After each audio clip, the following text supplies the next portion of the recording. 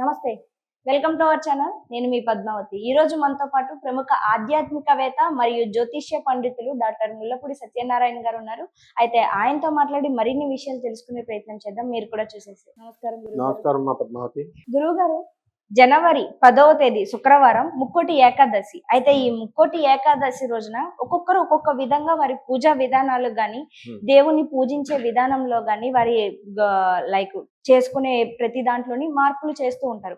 అయితే ఈ సంవత్సరం 2025లో ఈ సంవత్సరం ఎవరిని పూజించడం వల్ల ఈ ముక్కోటి ఏకాదశి రోజు మనకి అత్యంత ఫలితాలు దక్కే అవకాశం లభిస్తుందంటారు? ముక్కోటి ఏకాదశి అంటే శ్రీమన్నారాయణ మూర్తికి ఇష్టమైనటువంటి పండుగ.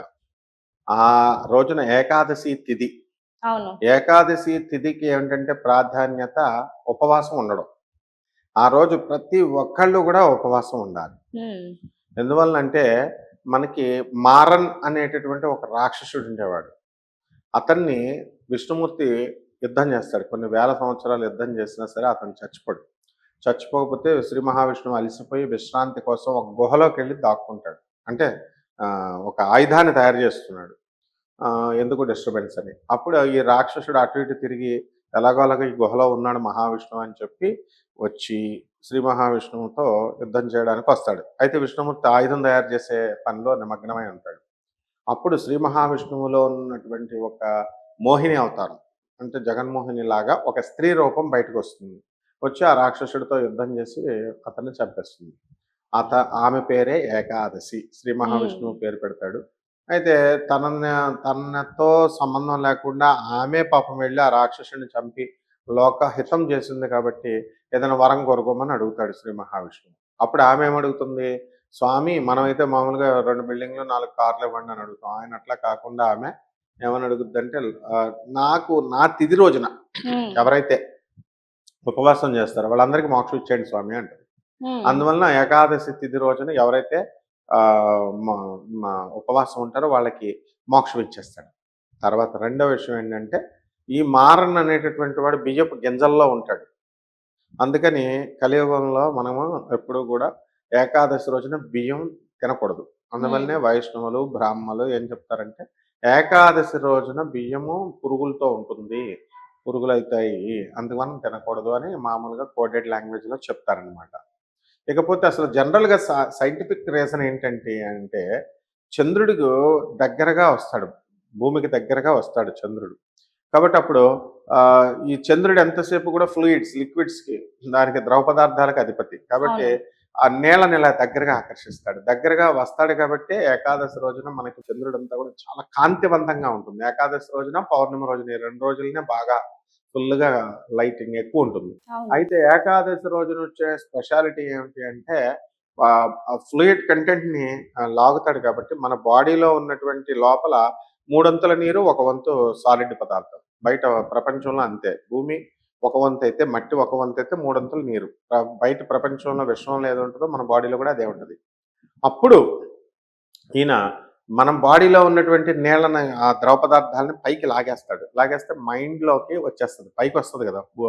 చంద్రుడు లాగుతున్నాడు, పైకి వస్తుంది. పైకి వచ్చినప్పుడు టెన్షన్స్ వస్తాయి. అందువల్లనే ఏకాదశి రోజున, పౌర్ణమి రోజున మనకి యాక్సిడెంట్లు అవుతాయి అన్నమాట. టెన్షన్ ఎక్కువైపోయి గొడవలు అవుతాయి.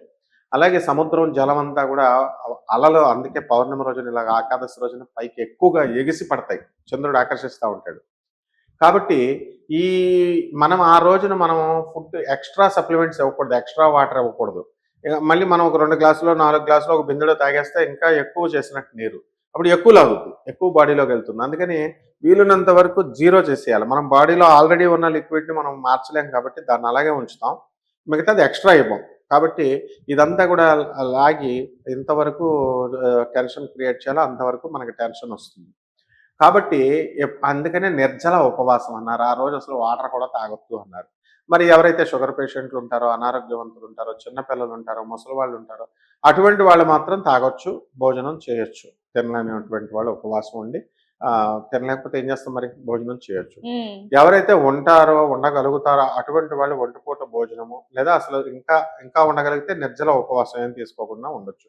పూలు పళ్ళు కూడా, ఫ్రూట్స్ తీసుకోవచ్చు ఉండలేనటువంటి వాళ్ళు. ఇక ఆ రోజు క్షీరాబ్ది అంటే క్షీరసాగర మదనం జరిగింది. సముద్ర మదనం జరుగుతున్నప్పుడు అక్కడి నుంచి అమృత కలశం ఆ రోజే పుడుతుంది. మహాలక్ష్మి ఆ రోజే ఉద్భవిస్తుంది కాబట్టి అక్కడ ఆ అమృతాన్ని మనము ఆ రోజు పుట్టించాం కాబట్టి ఏకాదశి అంటారు. రెండోది ఏంటంటే సకల దేవతలు ముక్కోటి ఏకాదశిని ఎందుకంటారంటే ఆ రోజు 3,00,00,000 మంది దేవతలు మొత్తం విశ్వంలో ఉన్నటువంటి దేవతలంతా కూడా శ్రీ మహావిష్ణువు లక్ష్మీ దర్శనార్థమే వస్తారు వైకుంఠానికి. అందుకే దీనికి వైకుంఠ ఏకాదశి అని ముక్కోటి ఏకాదశి అని అంటారు. ఇంకో ఫెసిలిటీ ఏంటంటే భీష్ముడు ఈ రోజునే చనిపోతాడు. అంటే ఎప్పుడో పడగొట్టేసినా సరే కూడా అర్జునుడు భీష్ముడు ఏం చేస్తాడంటే అంపశయ్య మీద బాణాలతో ఇలాగా మంచం కింద తయారు చేసుకొని దాని మీద పడుకుంటాడు గుచ్చుకుంటూ.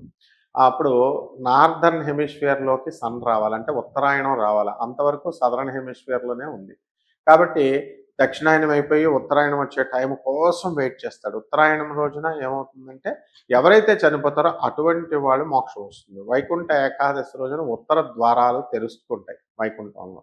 అందుకని దాని రిప్రజెంటేషన్ గా తిరుపతి ఇతర దేవాలయాల్లో విష్ణు దేవాలయాల్లో అంతా కూడా ఉత్తరం తలుపులు తెరుస్తారు. దీనికోసం అని చెప్పేసి మొత్తం ఇక్కడి నుంచి బుకింగ్లు 6 నెలల ముందు నుంచే బుకింగ్ చేసుకొని తిరుపతి అందరూ వెళ్తారు. ఇక్కడ గుళ్ళు చిన్న చితక గుళ్ళు కట్టినటువంటి వాళ్ళు వెంకటేశ్వర స్వామి గుళ్ళు విష్ణుమూర్తి గుళ్ళు కట్టినటువంటి ధర్మకర్తలు కూడా మామూలు భక్తులనేమో తమ గుళ్ళకి రమ్మంటారు, వీళ్ళు మాత్రం తిరుపతి బుకింగ్ చేసుకొని వెళ్తారు. అంటే ప్రజల్ని పిచ్చోళ్ళు చేయడం. ఆ రోజున మరి దొరకనటువంటి వాళ్ళంతా కూడా పాపం వాళ్ళు బాధలు పడుతూ ఉంటారు, మాకు దొరకలేదని డిస్సాటిస్ఫాక్షన్ అవుతారు. అటువంటి వాళ్ళు ఏం భయపడాల్సిన అవసరం లేదు.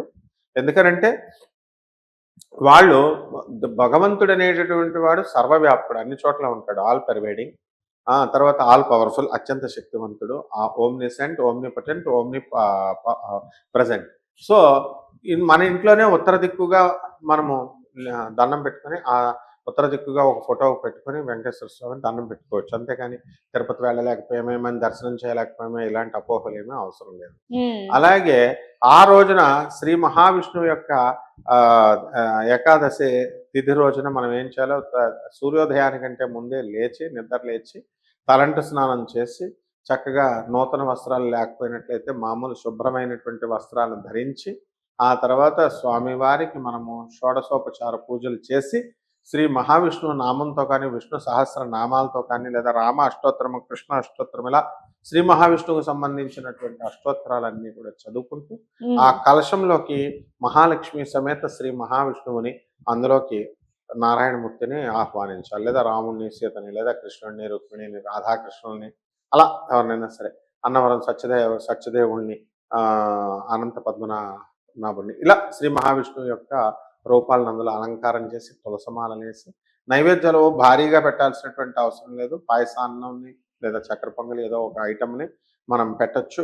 ఆ డాంభికంగా చేయాల్సినటువంటి అవసరం లేదు. అగరబత్తీలు వెలిగించి పళ్ళు పత్రం పుష్పం ఫలం తోయమని శ్రీ మహావిష్ణువు శ్రీకృష్ణుడు చెప్పాడు కాబట్టి ఆకునో పండునో పువ్వునో ఏదో ఒకటి నైవేద్యంగా పెట్టి వీళ్ళు పూజ చేయాలి. ఆ రోజు విష్ణు సహస్రనామ పారాయణ చేయాలి. చాలా మంది 11 సార్లు పారాయణలు కూడా చేసేస్తారు. మెకానికల్ గా చేస్తే ఏం ఉపయోగం ఉండదు, చేస్తే మంచిదే. ఎన్ని రోజులు చేయాలంటే అసలు అంటే లైక్ ఎన్ని టైమ్స్ చేయాలి పారాయణ? ఒక టైం చేస్తే చాలు, ఒక్కసారి సరిపోతుంది అంటారు అంతే. 1 టైం చేస్తే చాలు. అది ఏకాగ్రతగా శ్రీ మహావిష్ణువు 1:1 రేషియోలో ఉండాలి. మనము విష్ణుమూర్తి అంతే, ఇద్దరం చేసుకున్నప్పుడు ఏకాగ్రత. అసలు ఏంటి ఆ కథ ఏంటి అనేది కూడా చాలా చక్కగా వివరించారు. నిజంగా గురువు గారు ధన్యవాదాలు.